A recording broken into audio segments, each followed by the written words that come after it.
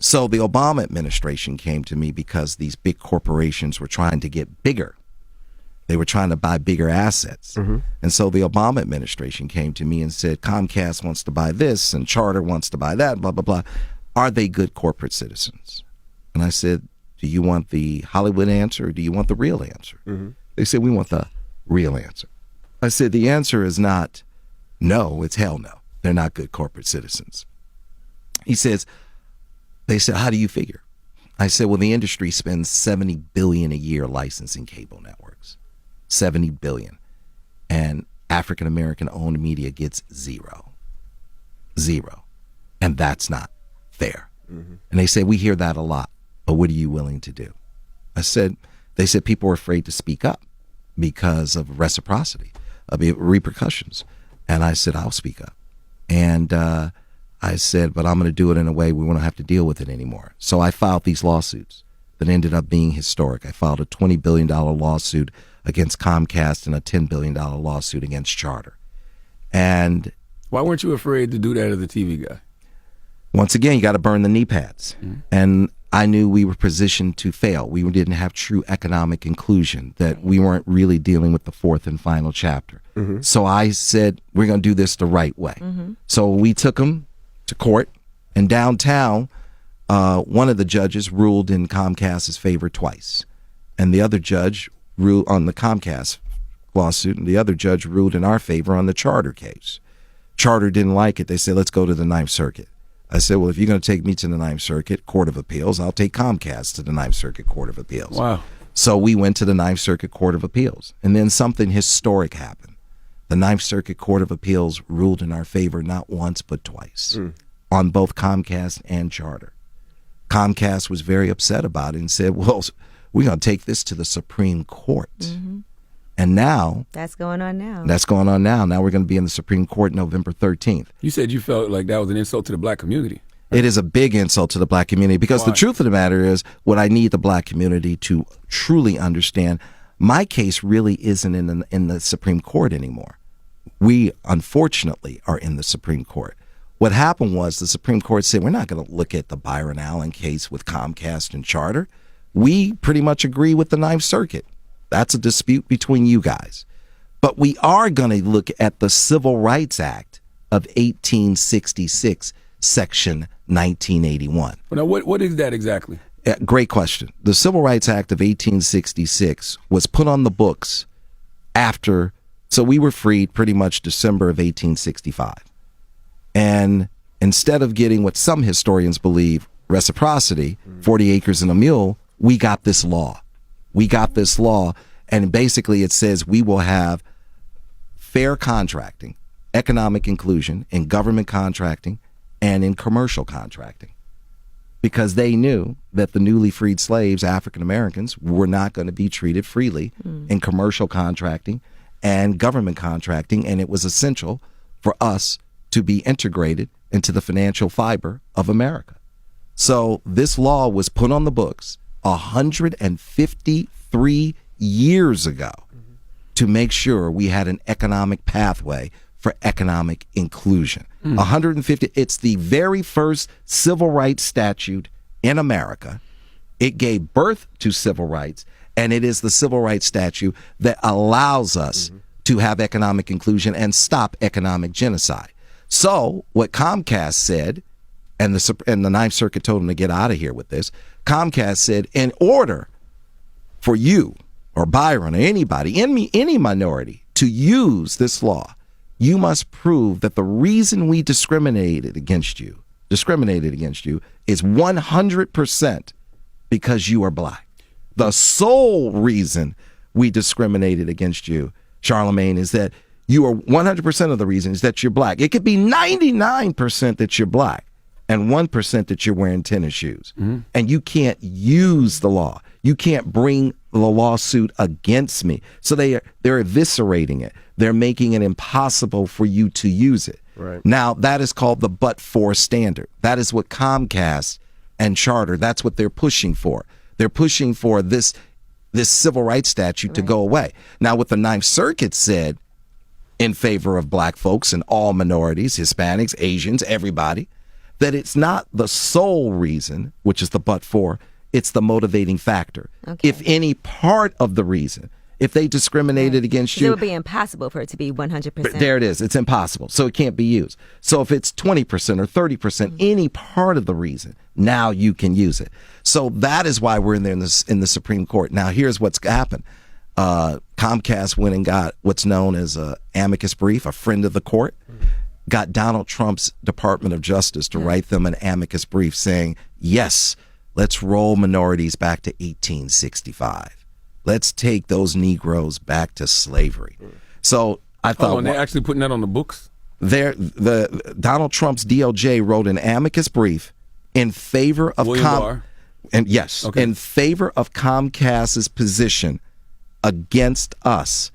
And not only that, which we thought was unbelievable and hideous, something we've never seen. Comcast said, well, listen, we have 30 minutes in front of the Supreme Court. And Byron has 30 minutes in front of the Supreme Court. But you know what we're going to do? Comcast, this is what Comcast says. We're going to give 10 of our 30 minutes in front of Donald Trump's Supreme Court. We're going to give 10 of our 30 minutes to Donald Trump's DOJ. So now, on November 13th, we're standing in the Supreme Court in a Donald Trump era where we've got Donald Trump's DOJ arguing against us to take the original, the first civil rights statute and eviscerate it. Hold on now, Mr. Allen. Now, given the makeup of the federal courts, aren't you concerned that this new case can undo civil rights for a whole generation? It could take us back to 1865, all minorities. So is it worth it? I didn't petition to bring it to the Supreme Court. They did. Right. And then what they did is they made what I consider, what I call institutionalized racism. They treat us like we are a bunch of monkeys. Well, that's how they look at us. That's right, looking for a banana. So here's what they say. Hey, Byron, drop the case. Right, that's what they're trying to make you do. Drop the case. Drop the case and we might meet with you. We might work with you. Well, that's a racist offer. That's a I think you're nothing more than a monkey and here's a banana. Now, I'm playing white devil's advocate here, right? Yeah, okay. Right? I mean, shouldn't you want to kind of drop the case if it's going to set us back, set a whole generation back when it comes to civil rights? No, because How I can didn't. you not fight? First of all, we won in the Ninth Circuit twice. We won twice, and I didn't bring it to the Supreme Court. They brought it to the Supreme Court. Now, if you don't come to us in a racist way, and you don't look at us like a bunch of monkeys looking for a banana, then you do it the same way you do it with all white people. You just pay them. No, you settle it up. You settle the case, and then it's dropped. Right. And so they didn't come Settle to means it. There's no offer of a settlement. Pay it. Whatever it is, you settle it up. But see, they never met with me. Yeah. And see, I asked them to meet with me, but why They won't want you to drop it and then meet with, and then maybe meet That's with right, you. which is something you would never ask a white person to do. Never in a So, million years. right, so you never ask anybody white to do that. So here, when we asked them to sit with us, they said, no, we're not going to sit with you. As a matter of fact, my government relations person went to the government relations person of Charter, and he said, you should sit with Byron to resolve this. And she said to him, we don't negotiate with terrorists. Whoa. Whoa. Okay? That's what she said. And he said, you know what? I have a number of white clients who are much tougher than Byron, and you've never called them a terrorist. And I said, there's the difference. Because, You should have said domestic terrorists. right? Because they look at us as, you're not equal. You don't Right. sue me. How dare you try to get something that you deserve? All right. And how dare you sue me and use peaceful tactics? See, the offer is racist. Like, you drop it, and then I might sit with you, and we might work something out. So that's why you have to be really clear that stop the institutionalized racism. Sit down, Comcast. Sit down, Charter. Don't jeopardize the civil rights of over 100 million people. These are folks that, they're doing the wrong thing. And, Senator Kamala Harris, she was phenomenal. She wrote an amicus brief in our favor, and she got Senator Cory Booker to sign it, Senator Blumenthal, Senator Wyden, and 8 members of the Congressional Black Caucus. 8. Unfortunately, only 8 out of 55. Now, I believe we as Black Americans, we have to ask the other 47 congressional leaders, why didn't you sign this amicus brief? If you want our money, you want our vote, why aren't you signing something to protect our civil rights? How has the feedback been from existing civil rights organizations? Like, what are they saying to you?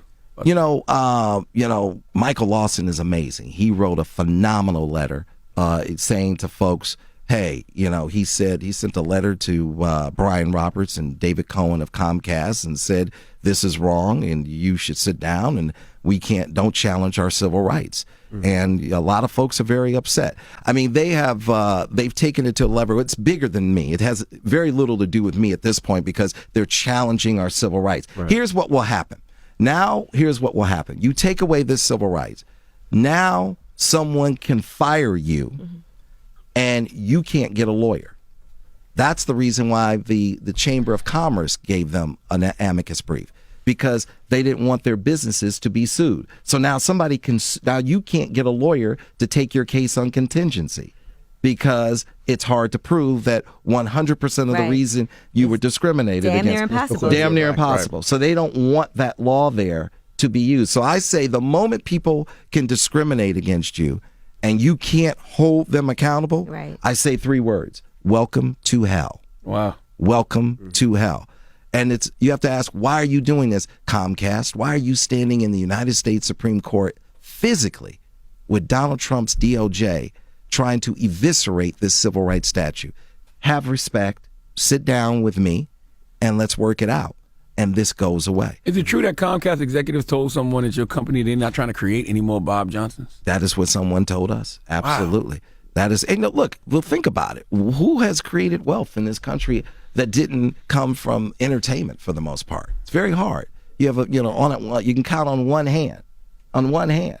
You mean black people or just black in general? People. Okay, yeah, black people. Yeah, outside of sports and entertainment and your own talent, that's we're not in the pharmaceuticals and the tech and there it is, and that's why this lawsuit is important, because you need to protect this. Because what historians believe, this was our reciprocity. This is your pathway. You have to protect this law.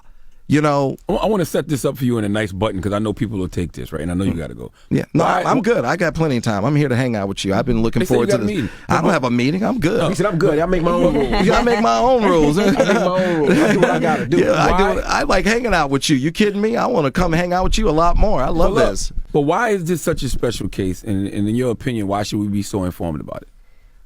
It's a very special case because it's the original Civil Rights Act in America. It's about protecting our economic inclusion. If we don't have economic inclusion, then you're done. If you are poor and black and don't have an education in America, they will treat a stray dog better than you. As a matter of fact, there are more animal shelters than there are homeless shelters. And so you can't live like this. You have to have access to a proper education. Mm-hmm. You have to have access to economics that can really get you to be a part of the American financial fiber. Absolutely. And so this law was designed to give us a pathway to that. This is now being taken away. This is one of the first time the acting Solicitor General, the Attorney General, is standing in the United States Supreme Court to roll back our civil rights to a point where we can't use them. So what can we do? How can we help? You can. What kind of ruckus can we make? You know what? Great question. First, having me here is fantastic, and thank you. Know what you're up against. This is one of those, they get you in the courtroom, and you don't even know about it. And you can't normalize things like this. You can't, that's right. Because we've been so normalized with things that have been going on with Donald Trump. That's right. That it's like, okay, what else did we expect? That's right. You got to protect your civil rights. Protect your civil rights. That's what I want us to do. Protect them. Go to your representatives. Ask all 47 of them. Go to the grill. If you go to the grill, we will post who signed it. Right. Then you'll see who didn't. Go to the 47 members of the Congressional Black Caucus and ask them, why didn't you sign this? And what are you going to do to say to Comcast and Charter, how dare you challenge our civil rights? In the words of Muhammad Ali, if you even dream about whipping my ass, you better wake up and apologize. That's what time of day it is. So if you don't drop this case, our civil rights. I'm not going to drop the case. We're going to go into the Supreme Court on November 13th. We're going to go in front of the 9 justices. We're going to take the position that we prevailed with in the Ninth Circuit twice.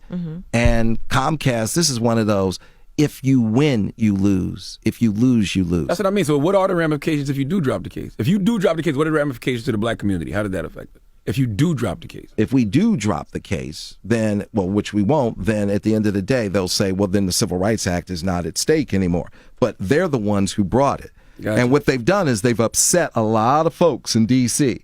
And I've said to David Cohen and Brian Roberts, and through back channels, this is not good. You've upset a lot of folks, and that wasn't the intent.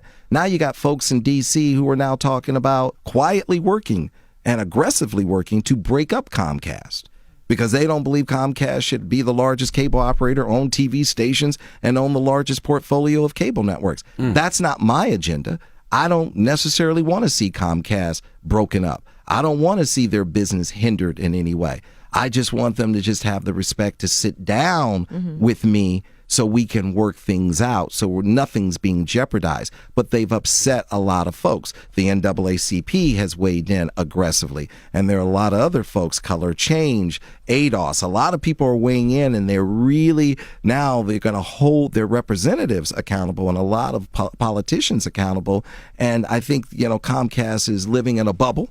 And I get it. David Cohen gets paid over $14 million a year and has a budget over $125 million to make sure that he donates money to black civil rights organizations and politicians to make sure that there are not any issues. But he's gone a bridge too far because people are truly upset because what's at stake are our civil rights. They could literally take us back to 1865. I didn't take this to the Supreme Court. They're the ones who need to drop it. And we're the ones that are in the right. How much have you spent fighting this? Millions. I don't even keep track. Yeah, I really don't. I mean, I don't. For me, this is about. And who else is helping you besides yourself? Is there anybody saying, "Hey, I've doing this all on your own"? I've done this. I've spent millions, and at the end of the day, this was something I remember talking to Coretta Scott King about. This is the fourth and final chapter. We're going to have economic inclusion, and by the way, this is not an ask. This is a take. And we're not asking, we're taking because it's rightfully ours. We have a seat at the table. No one ever invites you to have that. No one's going to hand that to you. This is ours. And you have to understand your value, your worth. We deserve better. We've built this with you. Good luck being the wealthiest country in the world without our free labor and hundreds of years of slavery. Good luck. We know who we are. We're kings and queens. Royalty runs through our blood. We're from Africa, the oldest continent. Okay? We know who we are. We know our value. I know that you've worked overtime to make me feel or make us feel like we have less value, but we know what we bring to the table. And we certainly bring to the table where you need to have the respect to sit down with us. When you haven't even sat down with us, David Cohen and Brian Roberts,